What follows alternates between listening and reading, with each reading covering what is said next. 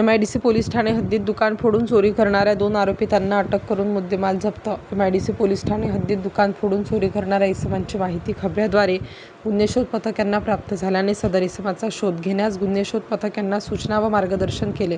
गुन्हे शोध पथकाचे पोलीस अंमलदार यांच्या पथकाने खासगी वाहन घेऊन रेड क्रॉस सिग्नल जवळील पाण्याचे टाकीजवळ सापळा लावून संशयित इसम नामे अली मेहबूब शेख वय 27 वर्ष, सोहेल मोहिद्दीन शेख वय 31 वर्ष यांना सापळा लावून कौशल्यपूर्वक ताब्यात घेऊन त्यांच्याकडून MIDC पोलीस ठाणेकडील दाखल गुन्ह्यातील चोरीस गेलेला एकूण 57,880 रुपये किमतीचा माल तसेच गुन्ह्यात वापरलेली 1,50,000 रुपये किमतीची रिक्षा असा एकूण 2,07,880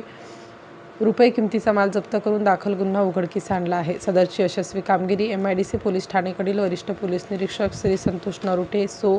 पोलीस उपनिरीक्षक संदीप शेवाडे, पोलीस हवालदार सोमनाथ झोले, पोलीस हवालदार तुकाराम शेळके, पोलीस हवालदार सुभाष जाधव, पोलीस शिपाई जनार्दन ढाकणे, पोलीस शिपाई अर्जुन कांदळकर, पोलीस शिपाई श्रीहरी बिराजदार, पोलीस शिपाई संदीप खैरनार, पोलीस शिपाई आवेज शेख, पोलीस शिपाई जितेंद्र शिंदे,